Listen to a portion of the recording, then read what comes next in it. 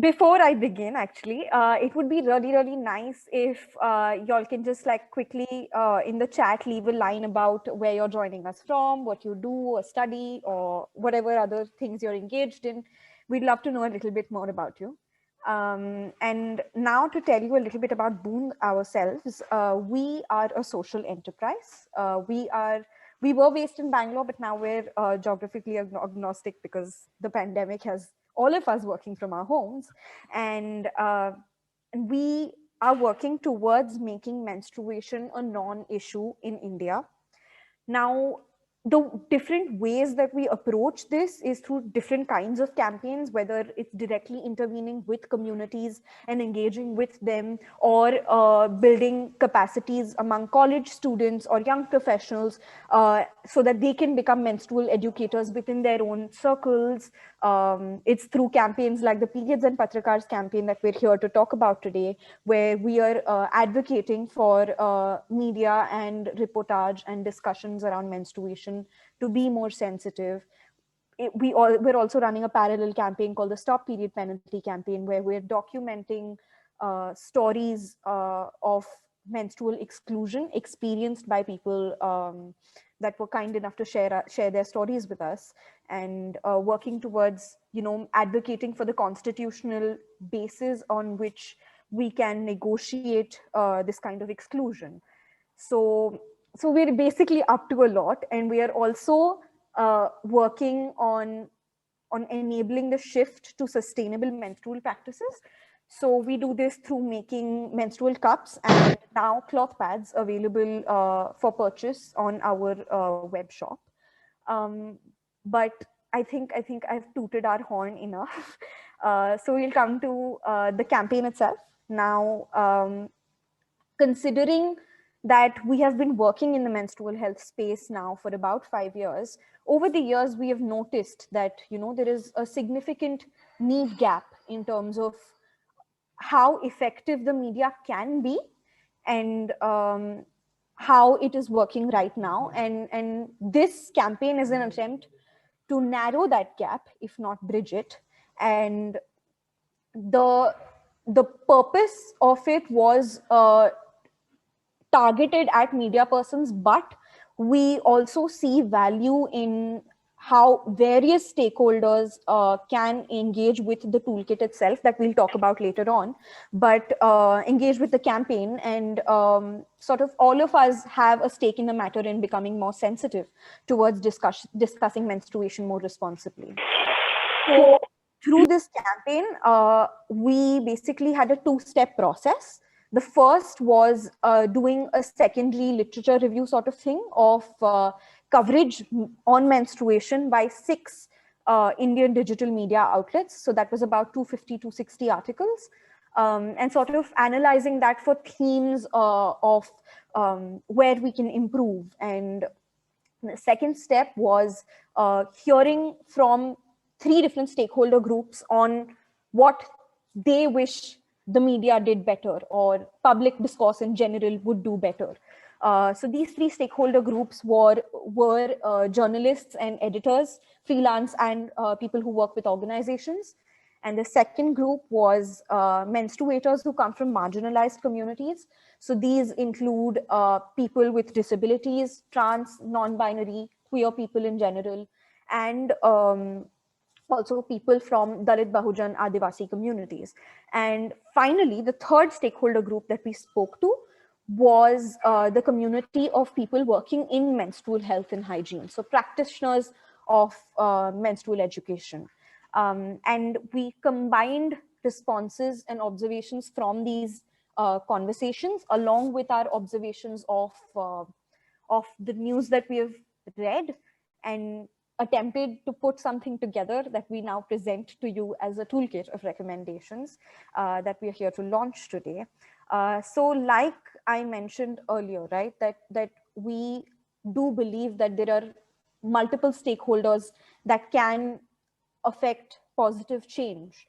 And for that reason, we have invited some lovely panelists who are joining us today, graceful enough to give us their time. And these are, we hoped at least to create a little bit diversity in terms of who is joining us. Just give me 1 second, I'm so sorry. Yeah.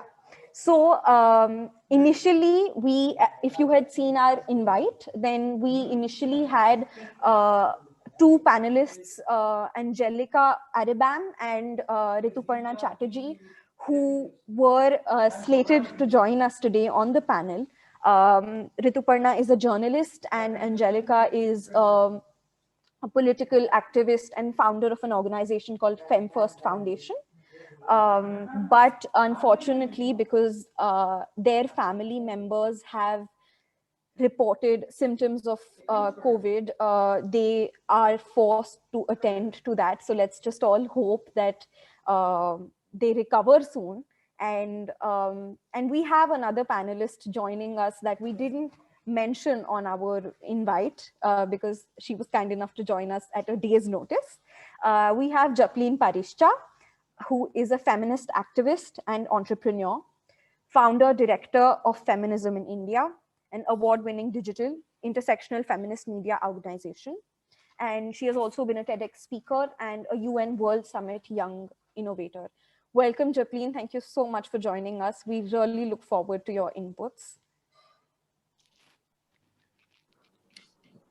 Next, we have Kavitha Iyer, who is a practicing journalist, a senior journalist and author of Landscapes of Loss, the Story of an Indian Drought. 20 years of experience in the field, and this includes a long stint with the Indian Express, covering those on the margins, including slum dwellers, tribals, landless laborers, small farmers, and women. And finally, we have Hannah Kate Haynes, a menstrual health lead at the AmplifyChange Fund. Now, the AmplifyChange Fund is a grant that is awarded to organizations with interventions in a variety of spaces, one of which is menstrual health. And the AmplifyChange Fund has been critical in backing this campaign up and enabling these efforts. So thank you, Hannah, for joining us. And we deeply appreciate your help in making this campaign happen. So I think without further ado, I should hand over to my colleague Bharti, and let's hear from our wonderful panelists what their thoughts are on an intervention around improving reportage and conversations around menstruation to be more sensitive and holistic. Bharti?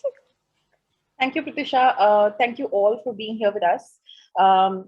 Very quickly, I'm going to pass on a few questions to our panel members here, and then following that, we'll have a discussion. Let me begin with Kavitha. Kavitha, we'd like to hear from you because you're someone who's worked in the space of journalism for many, many years now.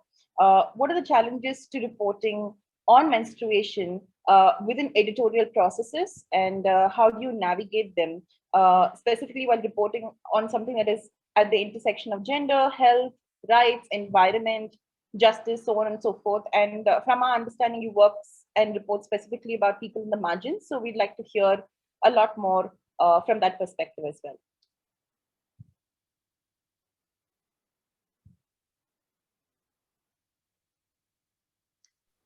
Okay, sorry, can you hear me? Yes.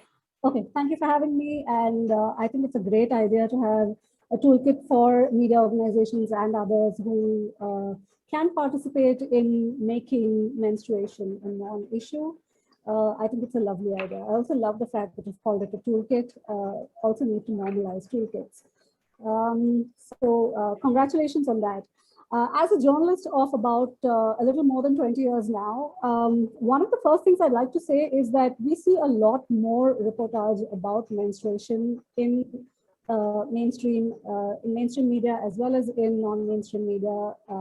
We have a lot of independent digital news houses who are also writing some excellent stories about what's happening with various problems that menstruators would face with regard to accessing proper menstrual health or even information. And I'm seeing this now over the last 5-7 years. This was not the case 20 years ago. 20 years ago, when I started as a journalist, the number of stories that we would have that make any reference to menstruation at all would probably be countable on our fingers at the end of a year.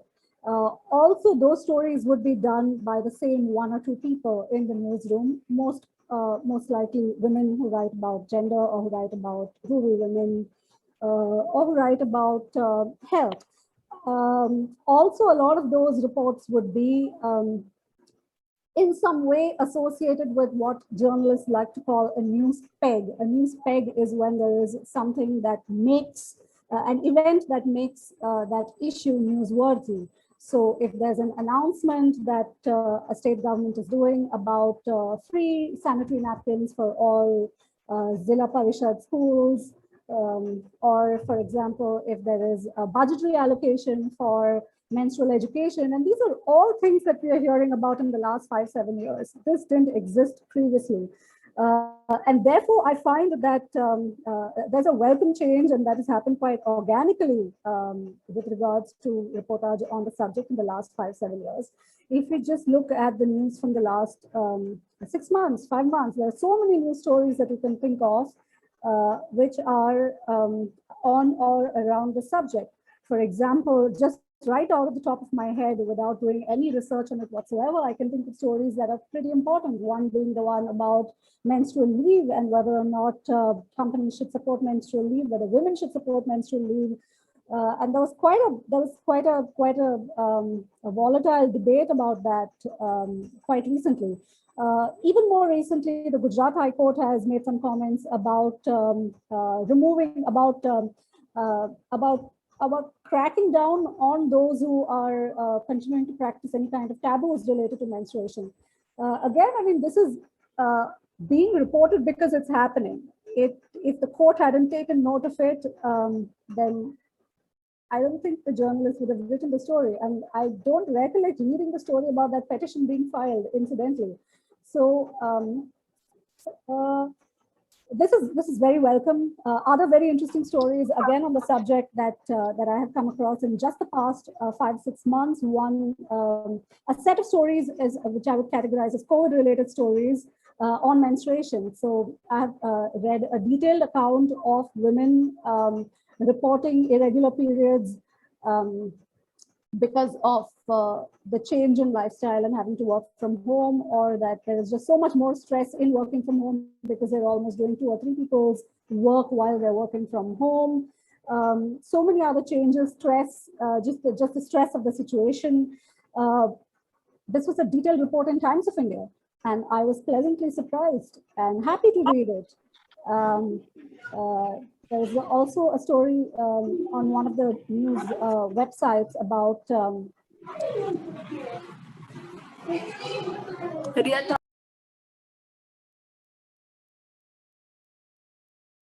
Kavitha, you're on mute.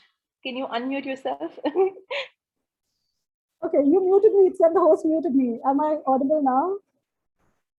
Okay, I hope you heard what I said earlier, or should I repeat everything? No, you guys were nodding, so I know you heard.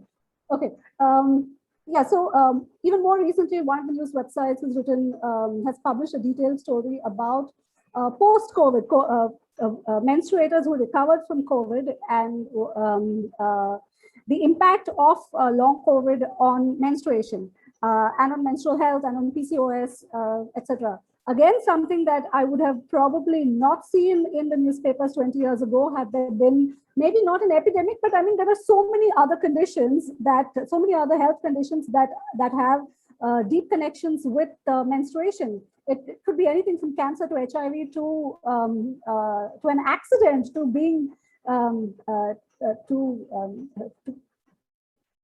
the experience of being a paraplegic. I mean, we didn't hear about menstruation with regard to people who were suffering from other conditions or health conditions 20 years ago, and that has begun to happen now. So I think welcome change. Another set of stories that I would say are a different category of stories related to menstruation, which again I'm seeing now in the last 5-7 years, um, and probably coincides with the growth of digital journalism in India, because you want it's probably, I mean, the reason could simply be that you want to use clickbait and you want to get people to click through to your story. And so there are catchy headlines which are sometimes not great reports once you actually read them. You know, stories like what should you eat if you're having cramps? What should you not eat if you're having cramps? What should you do if you're bloated? What exercise you can do to not bloat while you're having your periods? Clickbait stories, but still perfectly acceptable to me, simply because they're normalizing the subject. And outside of both of these categories that are not related to anything with a news peg and not related to anything that is simply clickbait, we have one small set of stories that are simply great stories about menstruators and menstruation and the challenges around, the continuing challenges around the subject in India in the 21st century. For example, very recently, Pari did a story by Kavitha Iyer from the south on a village called Kuvalapuram, which continues to practice practice secluding women who are menstruating, and they have a guest house in the village, and it's just like a shed with almost no amenities, and the women need to take everything, including the blankets and bedding and clothes and utensils, and go there and live there for 4 days. And they may have a roomie or may not have a roomie around that time, depending on whether anyone else in the village is menstruating. Fascinating story. And this is not the experience of Kuvalapuram alone. And I know that this is the experience from many other parts of India, but we don't read a lot of these stories. So of course, kudos to Pari for having done that and for getting all our attention to actually writing about the subject and the challenges associated with the taboos around the subject. Without a news peg or without a so-called reason to do the story, but simply because that's a story that needs to be told. Having said that, so we have these various kinds of news reports that we're now seeing in the press on the subject, on or around the subject of menstruation.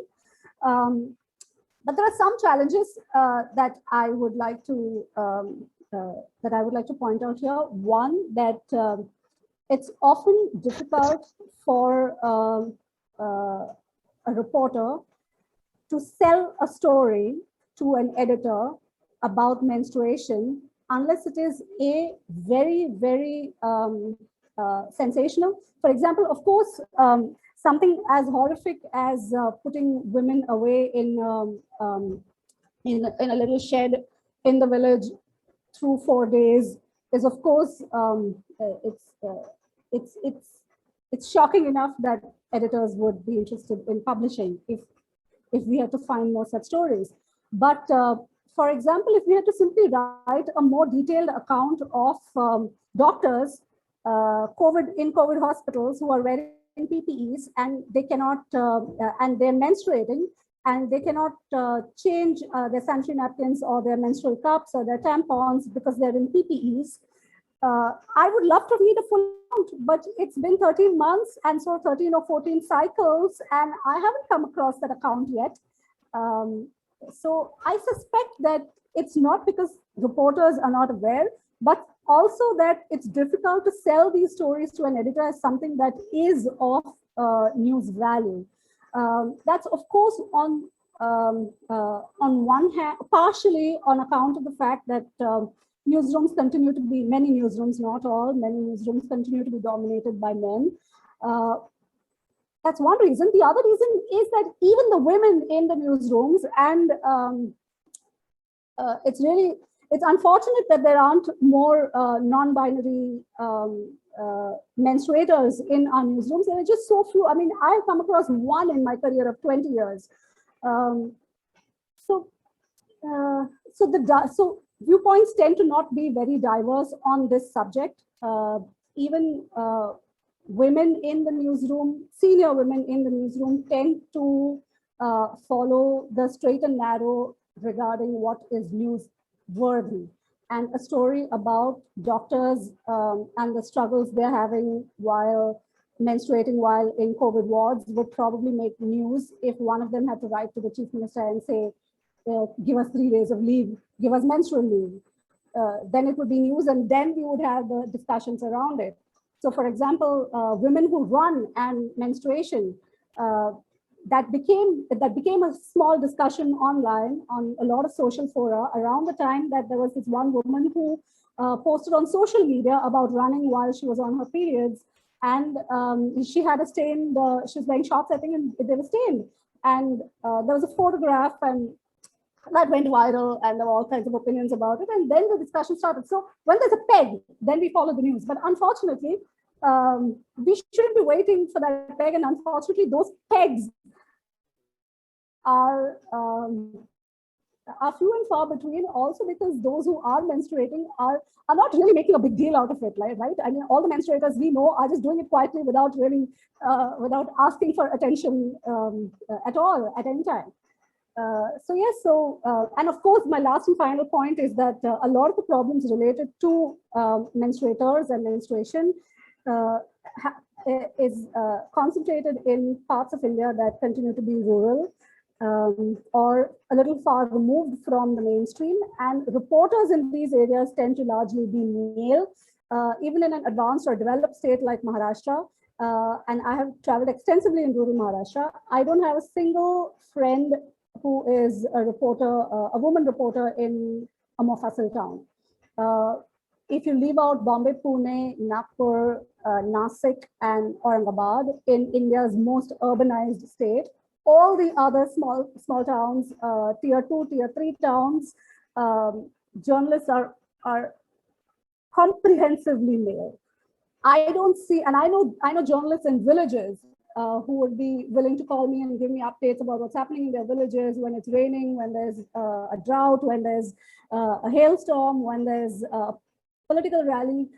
I don't expect that man to be able to tell me that the sugarcane laborers who have migrated from Beed into his district are facing this tremendous problem of sanitation.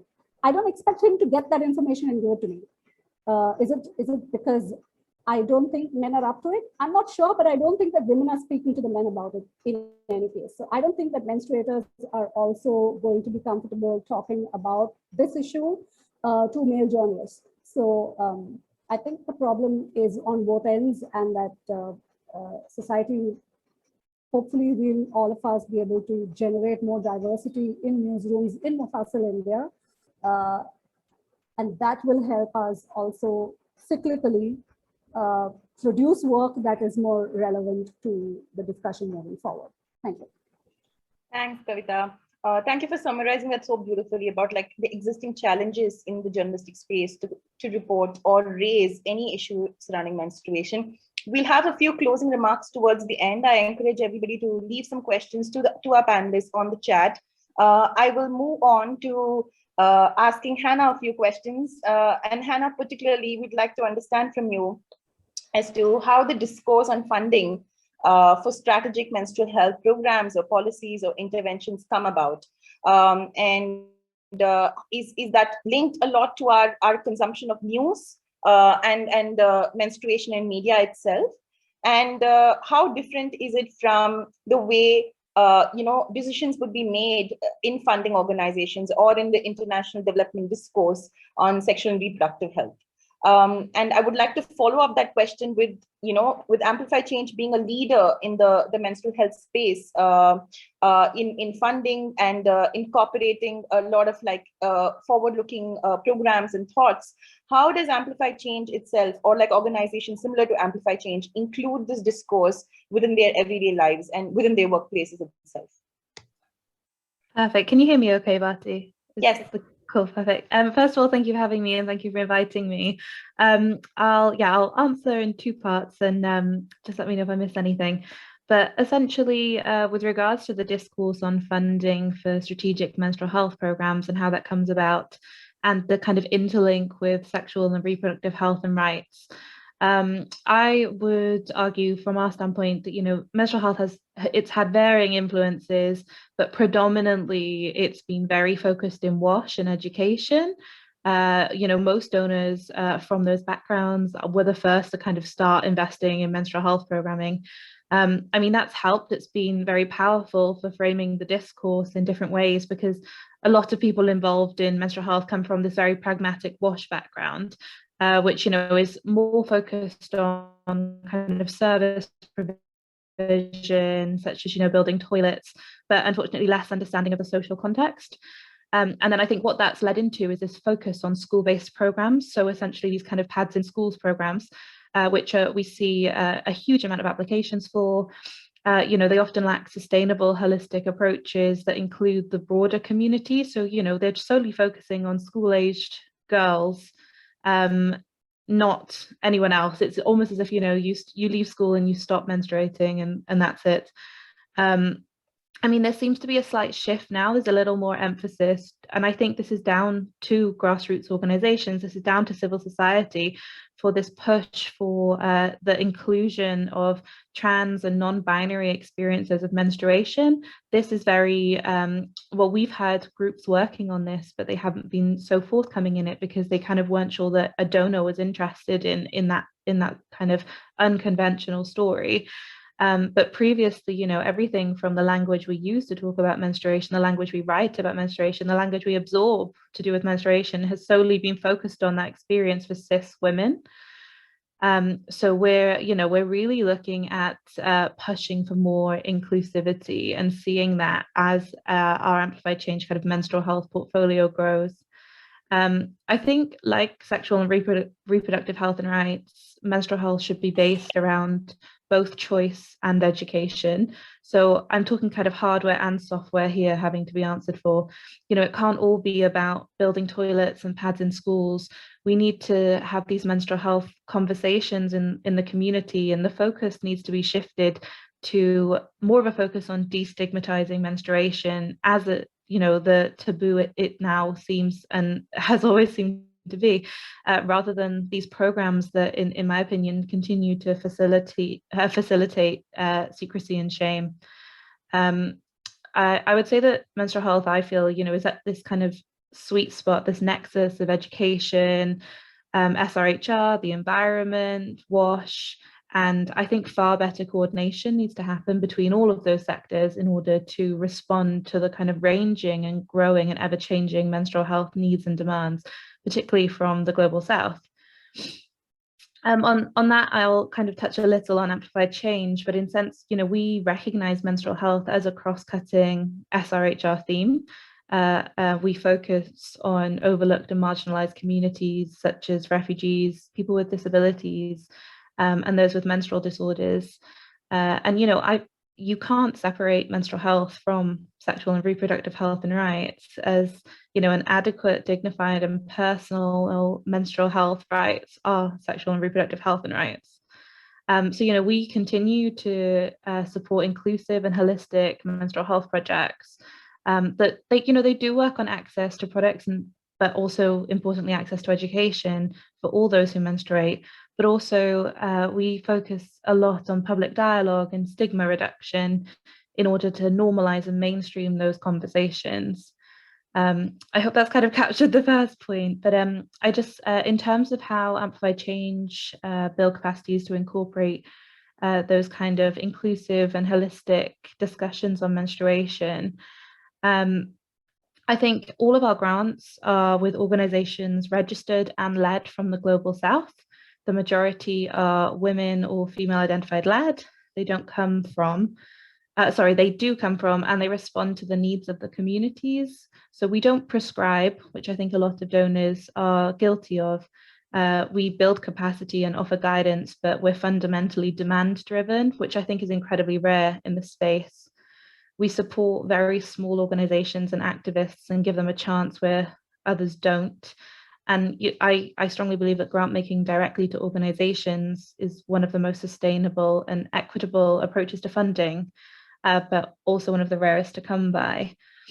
We ran an exclusive menstrual health funding round, which was the first of its kind in 2018, but that was developed solely from requests from grantees and proved to be, I think, still our most oversubscribed round to date. We received over 1,000 applications.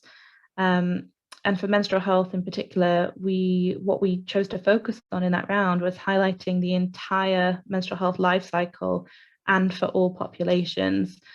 And I think just to kind of finish, just a couple of kind of finishing points there, I think, in terms of kind of future programming, menstrual health projects need to go beyond simply addressing a menstruator's monthly needs and instead take this life cycle approach. I think more money needs to get out to those working directly in ranging context on the issue, and continuous and consistent engagement with grassroots organizations in the Global South is key to, contextually appropriate and effective menstrual health programming. I think there needs to be far more robust and standardized monitoring and evaluation across menstrual health. And I think ultimately, which, crosses onto kind of your toolkit very nicely, and is a big point I feel around language. Language matters. Let's call a period. Let's stop using acronyms, jargon, slang, which, continue to add shame and confusion over the topic. I think that's all for now. I hope that kind of answered your questions, Bharti. Thank you, Hannah. We'll come back with some closing comments in a bit. Sure. As well. I'll move on to Japleen. And Japleen, you've been a leader in this space of media advocacy, if I can call it. And how do you perceive? And I know for a fact that feminism in India also has various toolkits, whether it's got to how to report or ask questions on sexual violence or intimate partner violence. What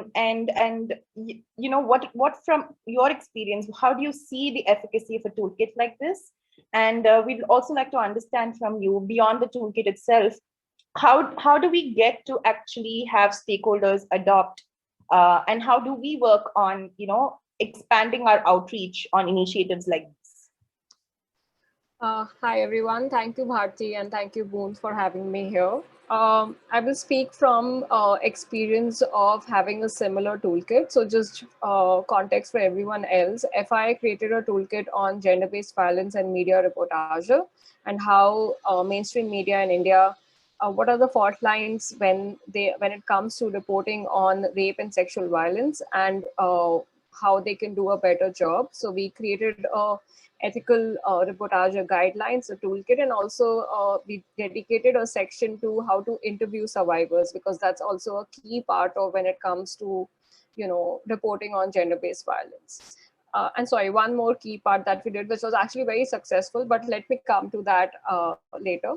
So, we did this in 2019, and we had a two-pronged approach. One is that we would reach out to obviously media houses and journalists, and have conversations with them, showcase our work, come in workshops or panel discussions, and make them adopt the toolkit. Unfortunately, I have to say that has been challenging, at least in the Indian, and we didn't even think of going to legacy media first, because we thought, okay, let's reach out to people who think like us. So we went to digital media platforms, and what are called as liberal media platforms in India. And somehow, although we did receive good response at a couple of places, we were invited to speak at a media conference by News Laundry about our toolkit, and a couple of other places, but we didn't see any thorough commitment to adopt the guidelines. So I think that has been quite a challenge to make them to adopt the guidelines. However, our second approach was to reach out to journalism schools and journalism professors and students. And I would say that has been more successful than reaching out to media houses. We have had many successful workshops at journalism schools and media schools, and also reached out to professors. And students themselves have, have been receptive of the toolkit. So I would definitely say that work there more, because, students are more receptive. And also it kind of also works for us when it comes to advocacy, because you nip it in the bud and hope to have more sensitive journalists, these students who are who will go on to become journalists. So the hope is also that they would be more sensitive and report gender-based violence ethically. And the last bit that was very, very successful for us was, so you know how when we talk about rape and sexual violence, like if you just Google rape news right now, you will see these images that platforms use, which are very victimizing. They always put, like they will have this woman who's crouched in a corner with her hands on her face and like a looming hand. It's the most common image that every news platform uses. And we dedicated a section to talking about how images also have a deep impact on how, you know, people are reading and thinking about gender-based violence. And I think all of these strategies can be, you know, easily applied to menstruation also. We like we analyzed the images. We talked about how these images are damaging, and they, you know, portray women in a certain way, and they also never show the perpetrator, first of all. And they will always, you know, have this bechari nari, like a very, you know, a victimized woman, like they will always have a victimized woman portrayed. So we then created a data bank of, sorry, not data, we created a bank of images which are copyright free, which show women, you know, in protest mode, or women, you know, not as survivors, but as resilient women. And we publish these images both on our website and also on Wikimedia Commons as copyright free images. And we did an entire social media campaign around this and asked mainstream media platforms to use these images. And that has been very, very successful for us. And platforms like Scroll, Bayer, EPW, News Laundry, News Minute, Deccan Chronicle, all of these platforms, many more that I can't remember right now, have started using our images. And because they are copyright free, I think for them also it's easier to, you know, not get into the whole permissions and buying. So we intentionally made them copyright free so that everybody can easily access it. And that has been quite successful. And I definitely feel like even for the topic of menstruation, something like this can be done, because again, and I just want to, you know, refer back to what my co-panelist Kavitha Iyer was talking about, you know, these ghastly images that, you know, news reports show where women are in these huts, or like, again, women as victims. I feel like we can we can depict menstruation in a more empowering way, starting with showing blood as red and not as blue. I think we just need an image with a pad and red blood on it to just show that, you know, hello, we don't bleed blue, we bleed red, as opposed to what our advertisements show. So I think those are some of the strategies that we used in our earlier toolkit, which came to be very useful. And now we continue to do workshops with students mostly, because as I said, that's where, you know, that's where the reception comes from. We also pitch to media houses, but again, haven't been very successful there. We also tried to monetize it in a way that we thought that we will offer this as a service to media houses specifically, because, you know, it's something also that they can afford. But that didn't work out. We thought, okay, let's just do it for free. At least that will work, but that also didn't much. Yeah, so I think those were some of the strategies that came useful to us, and I really hope that, you know, maybe Boondh can use some of this, and I'm happy to talk later as well. Thanks so much, Japleen. In fact, just to tell you that your toolkits have been a big inspiration for us on our team to kind of like build this toolkit as well. But I'm going to go on to some closing remarks. I'm just going to cross-post some questions as well from the themes that the panelists have spoken. So Kavitha, you know, as Japleen just spoke about, you know, trying to reach out to media organizations and, you know, offering the service of whether it's bettering the reporting on sexual violence or on menstruation. How do you think you know, we can approach what would really work if we were to do something like that? And what do you think would be like a good buy-in for these media outlets? I'm surprised that media organizations have not taken the bait, Japleen. I'm wondering why. because it's a win-win situation for media houses to do something that is empowering, progressive, and also to be seen as doing it. Not just doing it quietly, but to be seen visibly as doing it, and to get you to speak to them, to speak on their platforms and say, we're doing this, and we're announcing that we're announcing our progressive nature. So I think it's a win-win situation for media houses, and I am honestly surprised that, of course, if there was if you were trying to monetize it, of course, it's not worth spending any money on. I can understand that view, but when you're offering the service for free, we must speak about this at length later, because ideally, so yes, I'm surprised that media houses didn't pick up on that quickly, and two, how do we sort of make it more appealing if they don't find it appealing? Well, honestly, I would want to understand why they didn't find it appealing in the first place before I stick my neck out entirely. But I would make a couple of small observations. One, that organizations tend to think that they have in-house experts. So if you go to them as an expert in the field, they are likely to refer this to someone who is their in-house feminist, or their in-house author on gender, or their in-house team leader on gender issues. And that person might already be doing the right things and may not need your toolkit, and would probably say, so that's possible. So maybe the way to reach out to them is to point out 5 instances in the last week, 10 instances in the last 2 weeks, and 100 instances over the last year that they got it wrong, and show them persuasively that their reportage lacks, and that their approach to that reportage lacks, and here's what lacks, and here's how you can fix it, and here's how we can help you fix it. I'm not willing to believe that media houses, especially since you mentioned that you actually approach the digital independent publishers who do not have the constraints that legacy media houses do in terms of doing something new. They're much more quick on the uptake, and they would be much more amenable to doing something that is like this. Yeah, but, Kavitha, if I can just quickly butt in, you know, one thing that I, at least like at one meeting, we, you know, we felt and we experienced this, there was some kind of a condescending behavior also.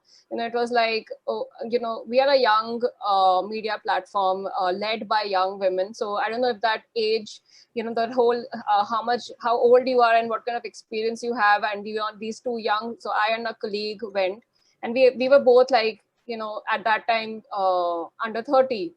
So it, like, I felt that there was this whole thing of, oh, now these two young women will tell us how to report on rape, you know, like it wasn't that there wasn't a complete, you know, this is bullshit and, you know, we don't need anything from you, but there was this condescending behavior that we felt at least at one meeting. And, you know, as you correctly said, like they would have their in-house experts or their in-house feminists, or like they would be like, oh, we know already how to report rape, you don't have to teach us. So that was like, there was this kind of a very subtle hostile behavior that we did experience. I don't know what has been other people's experiences, but that's how it was for us. I completely understand where you're saying this from, and I think that I can entirely imagine the situation. But I would still, I mean, to answer Bharti's question, how do we get around this issue? I think that we have to understand that those of us who are trying to bring about this change and those of us who are resisting the change are on the same side. Ultimately, those who feel that they're experts on a subject are indeed experts on that subject. And it is true that they have reported rape for 20 years. It is true that some of them would have reported very, very horrific incidents before you were born, Japleen. And so, it's true that they're experts. Do they? And does that condone their hostility to you? No, but we have to find a way of. I mean, ultimately, we want to make change. We want to have that impact, and so we'll have to work around the situation. And and see how we can present our toolkit in a way that is not questioning the expertise of those who are subject experts within the newsroom. And if you really want to have change, if you want to bring about change, then you cannot force it down that way. Okay, thanks, Kavitha. I'm going to have a follow-up question to Hannah, and also any closing comments, Hannah. This toolkit, or the work that people generally do around advocacy surrounding language, inclusivity, intersectionality, so on and so forth, is more around the space of discourse building and discourse improvement. From our understanding, even a lot of us, as civil society organizations, as nascent young civil society organizations, we tend to make a lot of mistakes in our discourse as well, and we also tend to overlook and sometimes do clickbaity or completely myopic, sort of like thematic communications around these things. So I was just wondering, do you think there is a way we could strategically tackle this? Do you think that that we could, have like a lot of capacity building workshops for multiple organizations working in this space to also improve our level of discourse around this? Perfect. Yeah, thanks. I think the short answer to that, Bharti, is we're all just as bad as each other. I think ultimately we're all learning consistently and constantly. And I've just finished a thesis on menstrual health, or kind of language associated menstrual stigma in particular, and that already from a couple months ago is already out. I could class some of it as out of date, and I think it's just, I think for kind of young organizations or any organizations, I think it's so important to just consistently be reading and informing yourself and making sure that your sources are kind of directly on the ground. So, I'm sat here in the UK. If I'm only reading BBC UK news about menstruation in India, what I'm going to be getting isn't actually what's happening. So I think kind of for kind of any donors who are looking to kind of work in menstrual health, to kind of have those conversations with direct on the ground participants is so key. I think unfortunately for a lot of menstrual health donors, there's this big there's a lot of people sat around in the global north having conversations, cis white men talking about what they think that menstrual health money should go towards, and there definitely needs to be way less of that, but and I hope that at AmplifyChange we're working towards that being a little different. We have just registered as our own not-for-profit, and we, instead of solely just being a grant maker, we're going to have these 3 different work streams. And one of them is kind of capacity building and organizational strengthening, and another is knowledge for advocacy. So, I, working predominantly on menstrual health, will be looking for groups who are coming with really innovative ideas, for research projects on, menstrual health, whether that be a language focus or working on an area that, isn't so spoken about, something on the menopause or fertility post-menstruation. There's all of these areas that I feel are so untouched. And I think in terms of capacity building, I think linking and learning is essential.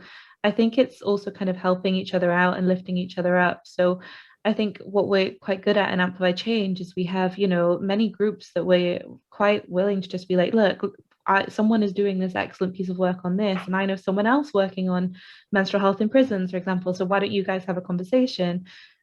So I think, what we currently do is facilitate that linking and learning. But I think kind of what needs to happen is capacity building, kind of not solely just kind of donor to grantee. I think we need to be able to reach out to menstrual health professionals such as yourselves and say, look, we need in-house kind of training on this. So we'll be reaching out to you. And I think that kind of helps in terms of sustainability as well. Sorry, that's like a little bit babbly. But I think my kind of then closing comments would be just around for advice for kind of, I guess, donors or also kind of groups that are looking to obtain menstrual health funding.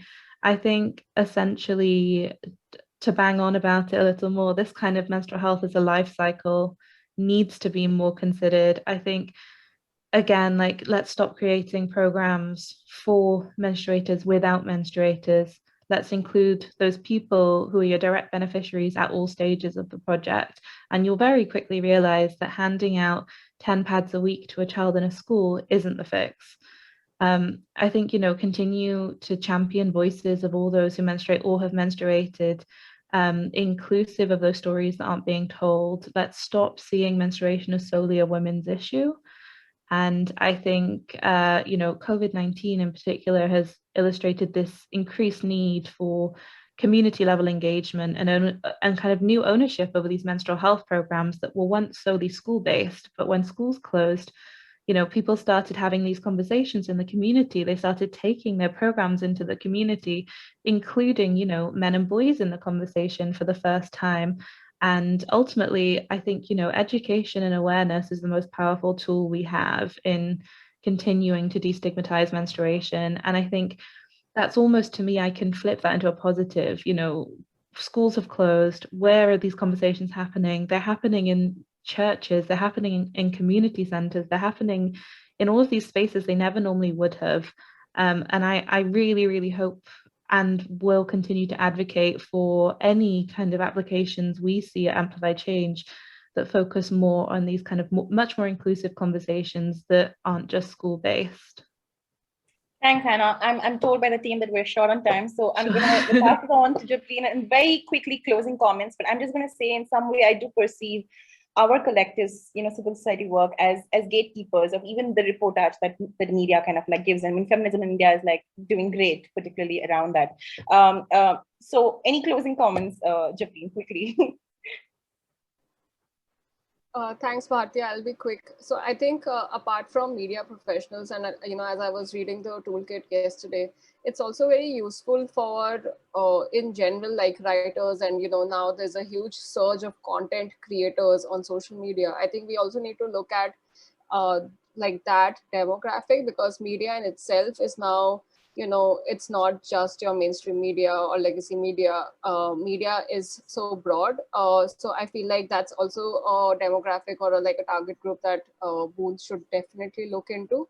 And one thing that, and a trend that we have seen, and at least digital media tends to, then implement is that when people make noise on social media about something, that is picked up by some media houses, not everybody, but at least some media houses do pick it up and implement it. And it comes from this whole name and shame and calling out culture, which I'm sure we can have a different debate on that.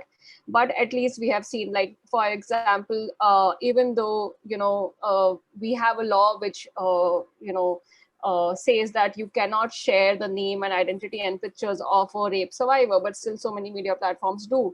But now, after so many people calling out on Twitter, on social media, there are some media houses who have started taking cognizance of that fact, or that sharing names of survivors or sharing any kind of identifiable pictures. Sorry, all my examples are from GBV and not from menstruation. But I feel like that's like we should look into this whole social media demographic as well. Thanks, Japleen. That ties in so well with what Kavitha was saying, right? Like, and how news gets pegged, and maybe that's the way we have to get their attention as well, in some sense. So very quickly, I'm going to pass it on to Pratyusha from the team. We're probably going to extend by about 5 minutes or 10 minutes beyond time. So we're going to run you through like a quick 3-minute video of like a teaser of this campaign. And then just quickly also take you through the checklist that we developed in the toolkit itself. So Pratyusha, over to you.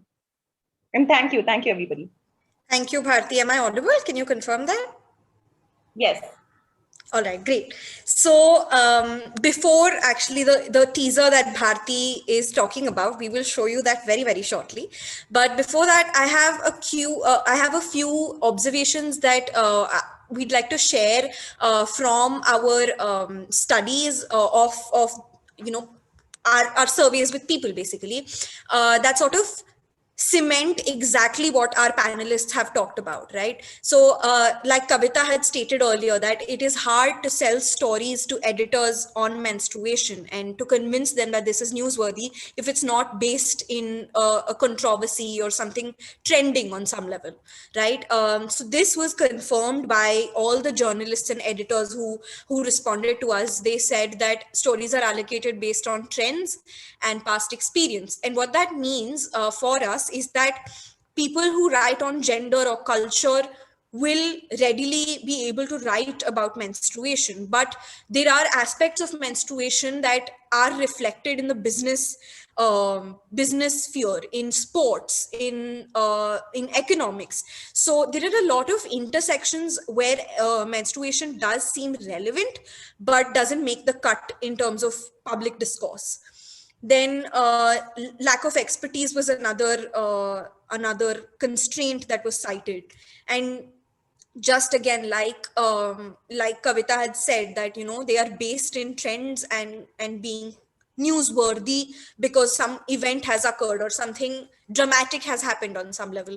And 60% of the journalists who responded to us concurred with that observation. So we know for a fact that these are very real patterns, and all the marginalized menstruators that we talk to, whether it's Dalit Bahujan people, whether it's trans, non-binary people, whether it's people with disabilities, there was a jarring consensus that coverage is poor. So there is a need gap over there, and that it is necessary that we advocate for media to become more inclusive of these marginalized experiences, and that starts with including them in the conversation rather than talking about them as somebody with privilege, which is what Hannah was saying, that there are these funding organizations that have cis-het men, white men making these decisions about concerns that are more relevant to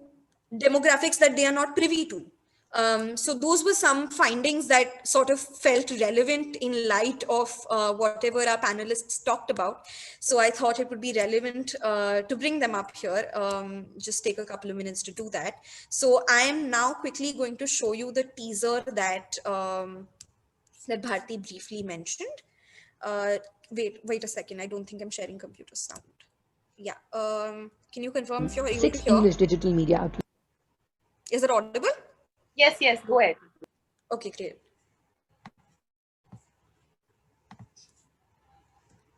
Between 2018 and 2020, 6 English digital media outlets published 263 articles on menstruation.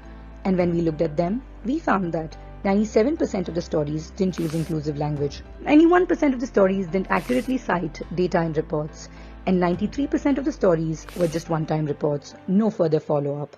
Guess we'll never actually know if that pad-making machine installed in a UP prison 2 years ago still works. Clearly, we are not discussing menstruation right. So what can we do to make it better? A good place to start would be to advocate for use of more inclusive language. While the word menstruators is slowly replacing the more rampant women and girls narrative to include menstrual experiences of trans and non-binary folks, the person-centric phrase people who menstruate is miles better.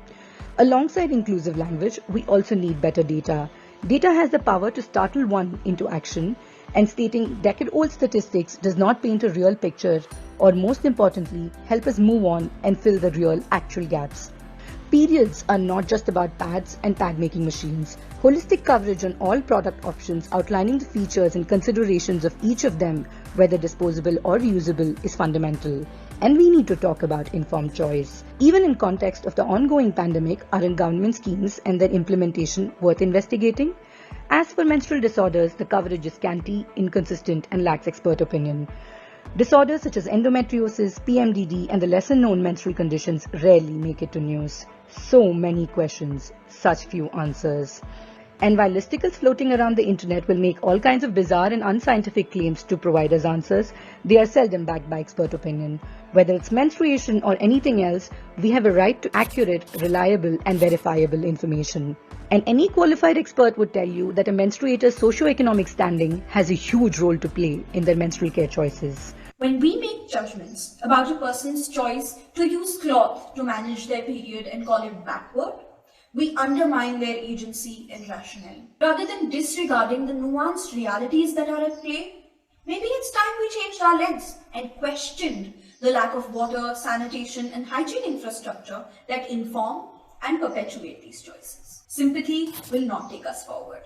Solidarity will. Reportage is not where we want it to be, but the good news is that these are all very actionable improvements.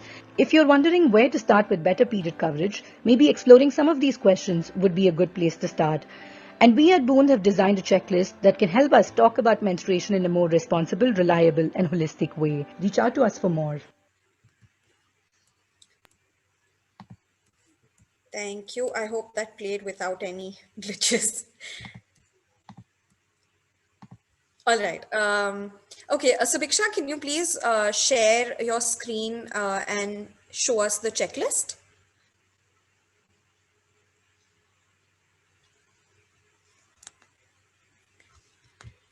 Thank you. No, the checklist. Yes.